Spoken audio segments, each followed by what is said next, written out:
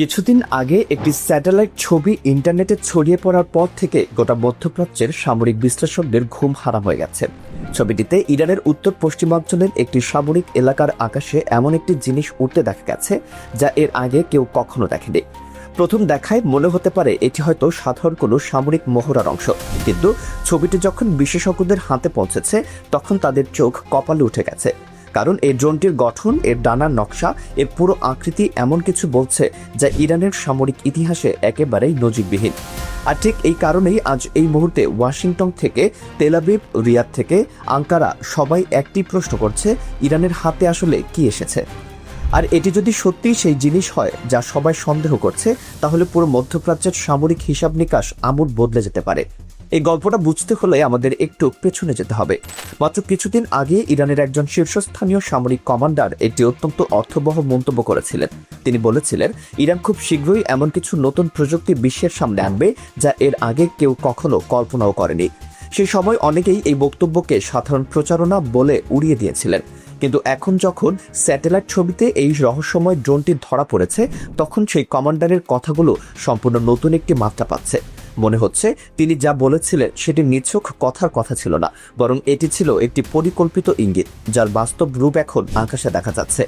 Satellite চিত্রে ড্রোনটিকে ইরানের উত্তর পশ্চিমাঞ্চলের একটি নির্দিষ্ট সামরিক জোনের আকাশে মাটি থেকে কয়েক হাজার ফুট উচ্চতায় উঠতে দেখা গেছে। এই এলাকাটি সাধারণ কোনো জায়গা নয়।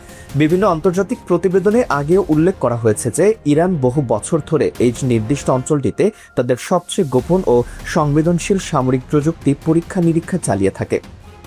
অর্থাৎ এই ড্রোনটি যে এলাকায় পরীক্ষা করা হচ্ছে সেটি ইরানের সামরিক গবেষণার সবচেয়ে সুরক্ষিত এবং গোপন কেন্দ্রগুলোর মধ্যে অন্যতম। কিন্তু এবার আসল প্রশ্নে আসা যাক, এই ড্রোনটিতে এমন কি আছে যা গোটা বিশ্বকে নড়েচড়ে বসতে বাধ্য করেছে? স্যাটেলাইট ছবি থেকে ড্রোনটির পুরো গঠন পরিষ্কারভাবে বোঝা না গেলেও যেটুকু দেখা গেছে তাতেই সামরিক বিশ্লেষকদের মধ্যে তোলপাড় শুরু হয়ে গেছে। প্রথমত, এই ড্রোনটি দেখতে সাধারণ কোনো ড্রোনের মতো নয়। এর বাইরের আবরণ অত্যন্ত মসৃণ এবং ডানার নকশা সম্পূর্ণ ভিন্ন ধরনের।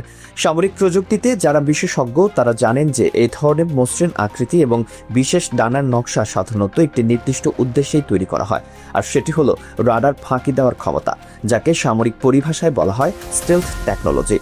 বিশ্বের খুব অল্প কিছু দেশ, মূলত আমেরিকা, চীন এবং আংশিকভাবে রাশিয়া, এই ধরনের অত্যাধুনিক স্টেলথ ড্রোন তৈরি করার ক্ষমতা রাখে। কারণ এই প্রযুক্তি তৈরি করতে যে স্তরের ইঞ্জিনিয়ারিং, উপকরণ এবং গবেষণা প্রয়োজন তা অত্যন্ত জটিল এবং ব্যয়বহুল। আর ইরানের হাতে এই মাপের প্রযুক্তি আগে কখনো প্রকাশ্যে দেখা যায়নি। তাই এই একটি স্যাটেলাইট ছবি মূলত পুরো আলোচনার কেন্দ্রবিন্দু হয়ে দাঁড়িয়েছে। এখন স্বাভাবিকভাবে প্রশ্ন উঠছে, এই ড্রোনটি কি ইরান নিজে তৈরি করেছে নাকি অন্য কোনো দেশ থেকে পেয়েছে? এই প্রশ্নের উত্তর খুঁজতে গিয়ে বিশ্লেষকরা কয়েকটা সম্ভাবনা সামনে আনছেন।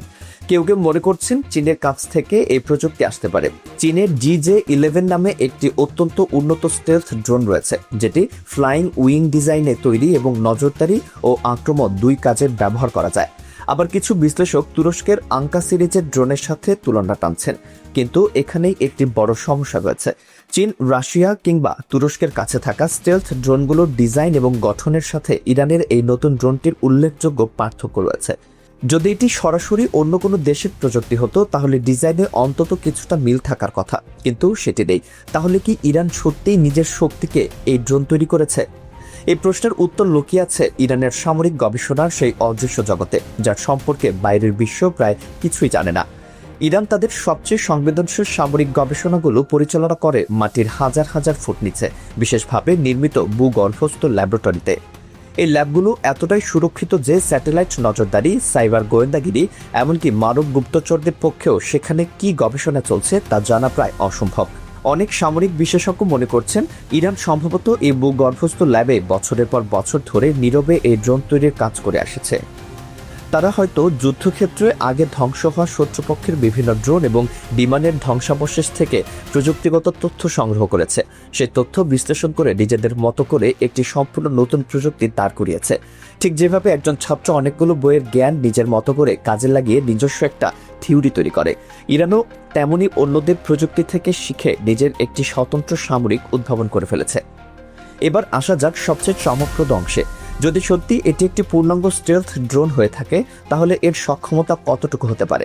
বিভিন্ন সূত্র এবং সামরিক বিশ্লেষণ থেকে যে চিত্র উঠে আসছে তা সত্যিই চমকে দেওয়ার মতো। এই ধরনের ড্রোনের সর্বোচ্চ গতি ঘন্টায় প্রায় 1400 কিলোমিটারের কাছাকাছি হতে পারে, যা প্রচলিত অনেক যুদ্ধক্ষেত্রের গতিকেও ছাড়িয়ে যায়। কিছু প্রতিবেদনে বলা হয়েছে এই ড্রোন একটানা 6000 কিলোমিটার পর্যন্ত উঠতে সক্ষম হতে পারে, যার মানে হলো ইরান থেকে উড্ডয়ন করে এই ড্রোন অনায়াসে ইসরায়েল পর্যন্ত পৌঁছে আবার ফিরে আসতে পারে। আর সবচেয়ে বিপজ্জনক তথ্য হলো কিছু সূত্র দাবি করা হয়েছে যে এই ড্রোনটি তার শরীরের ভেতরে প্রায় 3 টন পর্যন্ত অস্ত্র বা গাইডেড মিসাইল বহন করতে সক্ষম। কিন্তু এই ড্রোনের সবচেয়ে ভয়ঙ্কর বৈশিষ্ট্যটি হলো অন্য কিছু। কিছু প্রতিবেদনে বলা হয়েছে এই ড্রোনটি শত্রুপক্ষের রাডার বা এয়ার ডিফেন্স সিস্টেমকে একটু ভুয়া অবস্থানে দেখাতে সক্ষম। সহজ কথায়, শত্রু যখন এই ড্রোনটিকে ট্র্যাক করার চেষ্টা করবে তখন তাদের রাডারের ড্রোনটি একেবারে ভিন্ন একটি জায়গায় দেখাবে, যেখানে আসলে ড্রোনটি নেই। এটি যদি সত্যি হয় তাহলে এই একটি ফিচারই পুরো মধ্যপ্রাচ্যে বিদ্যমান আকাশ প্রতিরক্ষা ব্যবস্থাকে অকার্যকর করে দেওয়ার ক্ষমতা রাখে।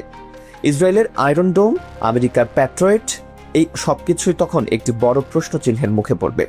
শুধু তাই নয়, বলা হচ্ছে এই ড্রোন নিজের প্রয়োজন অনুযায়ী মাঝপথে দিক পরিবর্তন করতে পারে, যা এটিকে ইন্টারসেপ্ট করা আরো কঠিন করে তোলে। এখন একটু বড় পরিসরে চিন্তা করুন। গত কয়েক মাস ধরে ইরান এবং আমেরিকার মধ্যে যে তীব্র সংঘাত চলছে, সেখানে ইরান ইতোমধ্যেই প্রমাণ করেছে যে তাদের সামরিক সক্ষমতা কেবল মুখের কথা নয়। মার্কিন ও ইসরায়েলি বিমানের ধ্বংসাবশেষ প্রদর্শন, হরমুজ প্রণালীতে কৌশলগত নিয়ন্ত্রণ এবং এখন এই রহস্যময় স্টেলথ ড্রোন, সবকিছু মিলিয়ে ইরান একটি স্পষ্ট বার্তা দিচ্ছে। সেই বার্তাটি হলো, যুদ্ধের ময়দানে প্রযুক্তিগত দিক থেকে আমরা আর পিছিয়ে নেই। মনে করে দেখুন, ইরানের শাহিদ সিরিজের ড্রোন ইতোমধ্যেই বিশ্ব সংঘাতের মানচিত্র বদলে দিয়েছে। ইউক্রেন যুদ্ধে রাশিয়া এই ড্রোন ব্যবহার করে পশ্চিমা বিশ্বকে চমকে দিয়েছিল। সেই ইরানি যদি এখন স্টেলথ প্রযুক্তিতেও সফল হয়ে থাকে, তাহলে আঞ্চলিক ক্ষমতার ভারসাম্যে একটি বিশাল পরিবর্তন আসতে বাধ্য। ধারণা করা হচ্ছে ইরানের বিখ্যাত কামিকাজে সিরিজের ড্রোনগুলোর আরও উন্নত এবং ভয়ঙ্কর সংস্করণ তৈরি করাই এই নতুন ড্রোনের পেছনের মূল উদ্দেশ্য হতে পারে। তবে একটি বিষয় এখানে অত্যন্ত গুরুত্বপূর্ণ। এখন পর্যন্ত যা কিছু জানা যাচ্ছে তার প্রায় সবটুকুই স্যাটেলাইট ছবি এবং বিশেষজ্ঞদের বিশ্লেষণের উপর ভিত্তি করে। ইরান সরকার এই ড্রোন সম্পর্কে আনুষ্ঠানিকভাবে কোনো বিবৃতি দেয়নি। আপনারা কি মনে করেন, ইরানের এই রহস্যময় ড্রোন কি সত্যি একটি দেশীয় উদ্ভাবন, নাকি এর পেছনে অন্য কোনো শক্তির হাত আছে? আর যদি এটি সত্যি স্টেলথ প্রযুক্তির ড্রোন হয়, তাহলে মধ্যপ্রাচ্যের সামরিক ভারসাম্যে কী ধরনের পরিবর্তন আসতে পারে? নিচে কমেন্টে আপনার মতামত জানান। ভিডিওটি ভালো লাগলে লাইক দিন এবং এই ধরনের গুরুত্বপূর্ণ বিশ্লেষণ নিয়মিত পেতে চ্যানেলটি সাবস্ক্রাইব করে আমাদের সাথেই থাকুন। দেখা হবে পরবর্তী ভিডিওতে নতুন কোনো চমক নিয়ে।